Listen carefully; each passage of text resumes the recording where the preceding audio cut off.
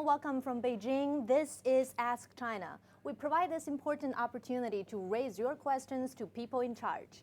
And joining us today at the CCTV New headquarters is Mr. Cao Liping. He is Deputy Director General of the Department of Environmental Enforcement and Inspection of the Ministry of Environmental Protection. Welcome to the CCTV New headquarters, Mr. Cao. So, Mr. Cao, the online questions from our viewers show that they have limited understanding about the law enforcement of the regulations when it comes to environmental protection. So can you walk us through some of the daily tasks that you carry out? This is a professional law enforcement organ. It is in charge of the on-site law enforcement, inspection and dispute settlement. We check legal compliance of business and monitor environmental authorities at various levels. The sewage is charged according to laws and regulations. We will charge businesses according to the regulations of the State Council. The sewage is charged based on quantity. We have a heavy workload in law enforcement. We inspected 100,000 enterprises in 2014 and imposed fines on 88,000 occasions. The total fines amounted to 3.2 billion yuan. All pollutant discharges are inspected. Every organ has its own functions. For example, ivory and forest are protected by forest authorities. Maritime protection is done by the National Oceanic Administration. We mainly target industrial pollution and environmental degradation. Yes, these are our targets. We are different from other countries. We are mainly administrative inspectors. In the US and Europe, they are mainly judicial inspectors. We are making progress in this regard. In recent years, after the judicial interpretation was released, we have enhanced cooperation with judicial organs and doubled our efforts in judicial enforcement. For example, last year we handed 2,180 cases of law violations to public security organs, twice the combined number of the previous 10 years. We hold criminals accountable and deter them. Public security organs in Hebei and Shandong organize teams to crack down on crimes concerning the environment. Some expats living in China say that they feel there's a difference between the air quality index and the actual feelings. So how would you explain this? They question the credibility of data. Data quality is something that links to our credibility. We monitor data at different times and from different locations and different regions. Some individuals and units also monitor the air with different equipment and methods. We indeed found that some organizations are falsifying data. We inspected data collection in 96 cities from 29 provinces. We will rectify this immediately. We also use technology to ensure quality. Data from local monitoring stations can be transmitted to headquarters directly so we can monitor the local environment. We are promoting monitoring through 3 steps. First, by the end of 2012, we had covered a total of 74 cities through 496 monitoring sites. Second, by the end of 2013, we'd covered 87 cities through 388 monitoring sites. And then thirdly, by the end of 2014, we had been in charge of 522 monitoring locations in 177 cities. All key cities released data according to instructions. Since January 1st, 2013, we had released data to the public, including PM2.5 on 6 indicators in 74 cities. From January 1st this year, we have expanded the scope of public monitoring data to 388 cities, with a total of 1,436 monitoring sites. The scope is expanding. In some cities, only by the end of 2014 can they monitor PM2.5. Well, the smog in China has become so serious that people in neighboring countries have started to worry. For example, they think that the smog could have already spread to Japan and South Korea. Is there some scientific evidence to support that argument? China, Japan, Korea and other countries all pay attention to smog. Our environmental authority exchanged views candidly and carried out cooperation through consultation channels and mechanisms. The transmission of pollution is complicated. We've been doing scientific research in this field so that we can make a conclusion one day.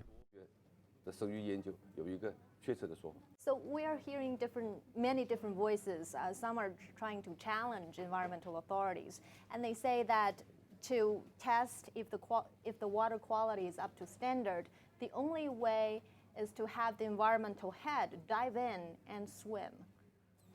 我注意到了这个报道，这个 Water quality is a hot topic. President Xi said mayors should swim to test the water quality.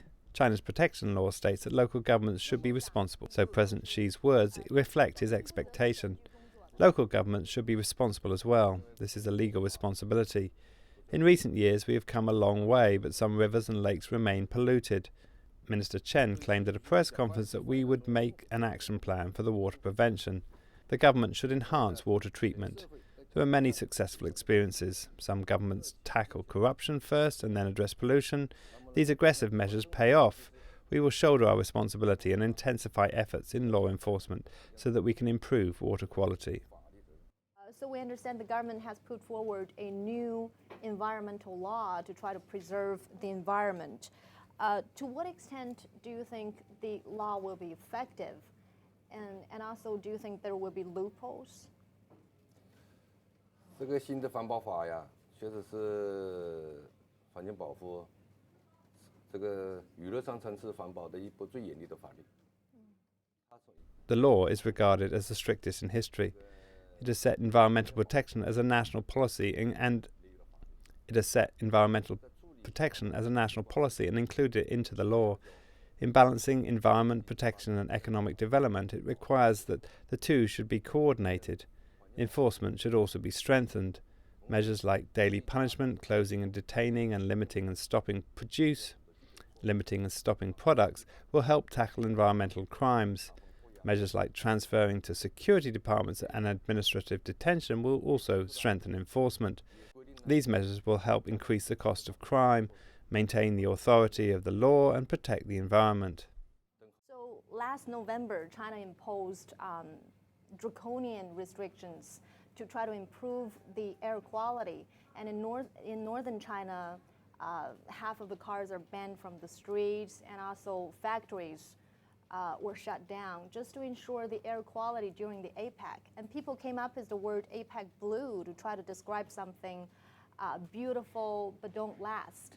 Now, do you think the Chinese government is capable of making the blue skies a lasting thing? The APEC blue was a temporary phenomenon. It showed our confidence in fighting air pollution and maintaining APEC blue, as well as the plan. We've carried out 10 key measures to fight pollution, and all parties must join hands in order to protect the environment and help APEC blue last forever. The Environmental Protection Law states that economic development should be coordinated with environmental protection. The fundamental premise of the law is to prioritise environmental protection. We must promote structural reform, change our lifestyles, and make changes in our daily lives. Only in this way can economic development be coordinated, and environmental protection and the APEC blue will continue in the future and last forever. So as you just mentioned, public participation is very crucial in the fight against pollution. And there are plenty of initiatives taken by individuals or NGOs to fight pollution, to address this issue. So in what ways do you think your ministry can accommodate different voices in the fight against pollution? 我们非常欢迎这个公众参与我们的执法监管工作。公众对于环境的关注程度，对我们来说是一个好事。只有大家都关注了。 We welcome the participation of the general public in our supervision work. Their efforts are helpful because the quality of our work and supervision will never improve without public attention. The Ministry of Environment Protection emphasises the need for public attention and public participation because it's a major part of the environmental protection and showcases the effectiveness of the legal system. Such coordination will help improve our enforcement, supervision and effectiveness. I want to thank the media for their support too to the Ministry of Environmental Protection. We have taken many measures to reduce pollution. First, we've tried to improve public awareness in environmental supervision and law enforcement. Public participation is the foundation of a sound law enforcement mechanism. Second, we have enhanced information disclosure. We try to disclose environmental data accurately and in a timely manner and close the information gap between the public, government and businesses. Third, we will broaden channels for public participation, open hotlines for the public and encourage MPC deputies, CPPCC members and the media to supervise. Open hotlines for the public and encourage MPC deputies, CPPCC members and the media to supervise environmental protection. As the world's manufacturing hub, China has a huge number of enterprises and suffers problems in terms of the energy mix, the industry mix and environmental protection. We have a zero tolerance towards such problems. Minister Chen Jining has said that real punishment must be carried out and the new environmental protection law will not be a paper tiger, but a sharp sword. We will fully implement the new law for general examination of environment and impose punishments in specific cases. Enterprises violating the law must be shut down and rectified at their cost. 行为付出要使企业的违法行为使它付出付不起的代价。